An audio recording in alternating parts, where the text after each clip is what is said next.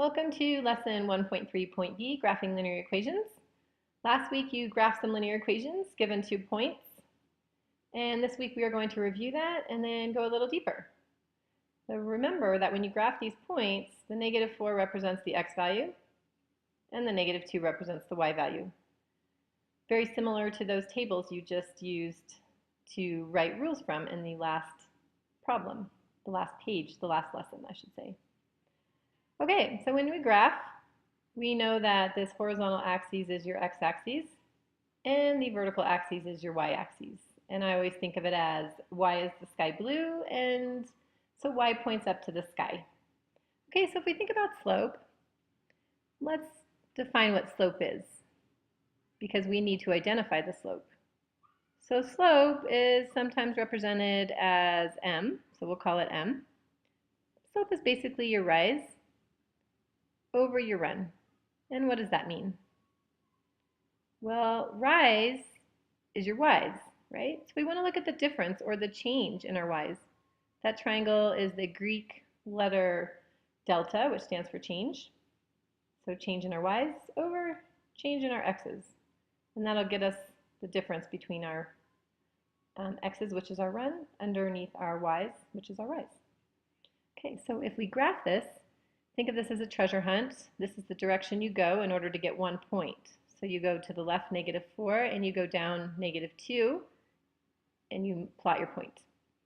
Our next point, you get to that by going 8, 6. So that means you go to the right 8 and you go up 6 and you plot your point. And to finish this problem off, because 2 points does not equal a linear graph, you have to connect the dots. Okay, so now we have graphed the line given 2 points, and now we just need to identify the slope. Well, the easiest thing to do right now, because we have these 2 points, is to count the slope from the points. So we look at our rise and we look at our run.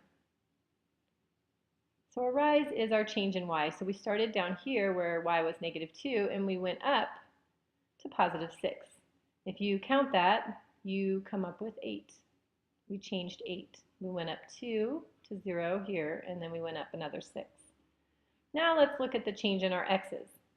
Well, we started at -4. We went over to 8. That is a change of 12, or you could count the grids. So if we come over here, our slope is then our rise, which is 8, over our run, which was 12. But we don't ever leave slope unsimplified, so what we need to do is reduce. 4 goes into 8 2 times, and 4 goes into 12 3 times. So our slope is actually 2 over 3. Our rise is 2 and our run is 3. There's an easier way to find slope without having to go between these 2 points, because those 2 points are pretty far apart. So what you do is you look along your line until your line finds a crosshair, like right here, and mark it.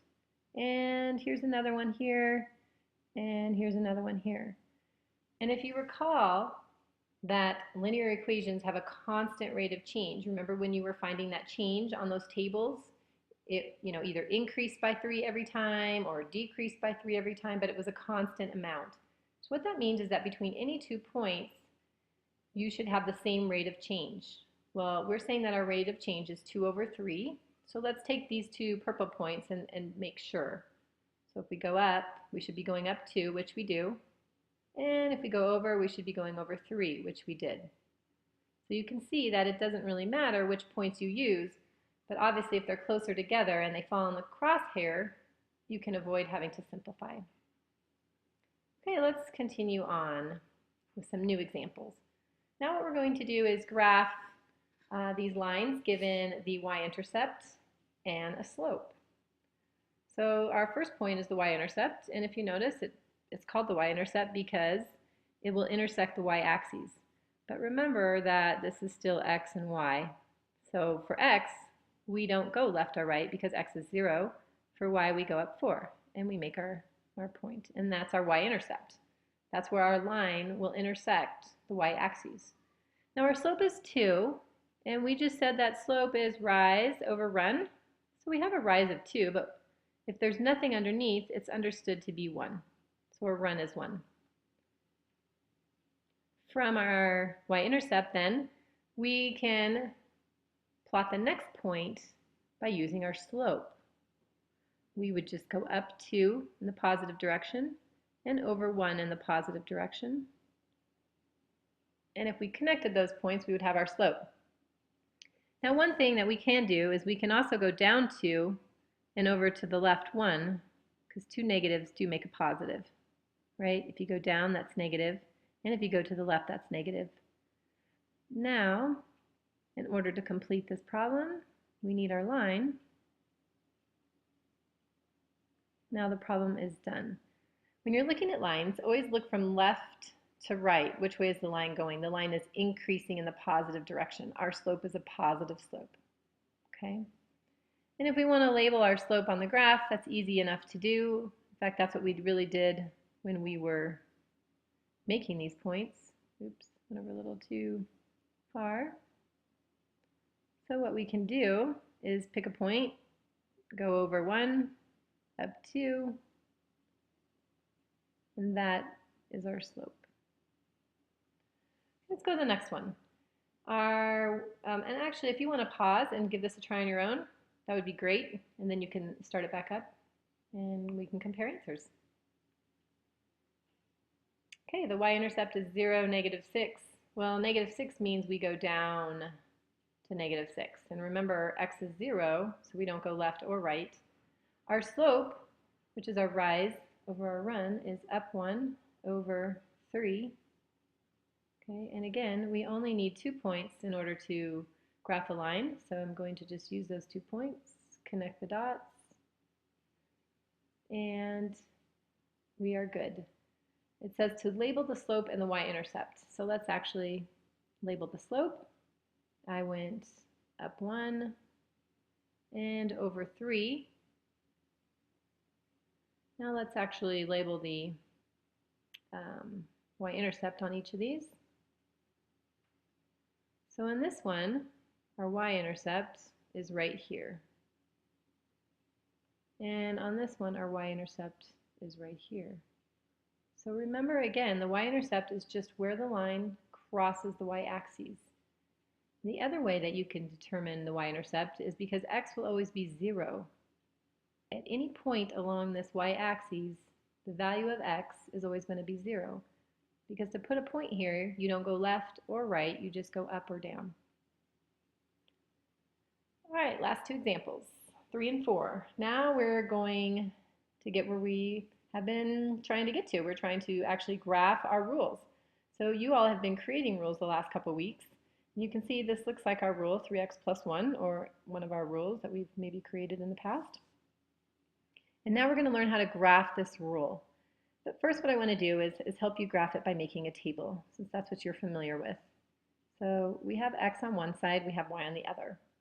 The easiest thing to do is just randomly pick a point, and I usually pick a negative number first. So let's try -1. If we plug -1 in for x, we have 3 times -1, which is -3, plus 1, which gives us -2. And then let's try 0. So we go up sequentially. 3 times 0 is 0, plus 1 is 1. Now, right here you should be thinking, when x is 0 and y has a value, what does that point represent? Remember, that point is our y-intercept. Anytime x is 0 and we have a value for y, that becomes our y-intercept. If you look at this equation, if you plug in a 0 for x right here, this goes away, and you can clearly see that y will always equal whatever's over here. So this number is always going to be the y-intercept. Knowing that, it could be pretty easy to graph without having to do a table. Okay, but let's keep going. All right. Let's plug in a 1. We'll do one more number. 3 times 1 is 3, plus 1 is 4. Okay. And if we plot those points, well, let's plot our y-intercept right here is 0, 1. We can plot -1, -2. That would be down here. And 1, 4 would be up here. And remember, we always need a line.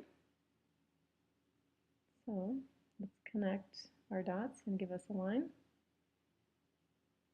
Okay, now let's figure out our slope. So we can pick any of these two dots to go between. In fact, we can even go from the bottom dot to the top dot, but we know we'd probably have to reduce in that case. So let's start from here. Actually, let's start from here, and let's go up. So from the -2, we go up. We would need to go up 1, 2, 3, and over 1. Over 1, and up 3. Therefore, our slope is rise, went up 3 over 1. And if you look at this problem, remember that the 3, the number next to the x, is always our rate of change, our constant rate of change. So that 3 is going to always be our slope. Okay? So you can graph it by making a table, or as I'm going to show you a quicker, faster way, we can graph it just by looking at the equation. So let's go down. Oops, maybe a little too far down.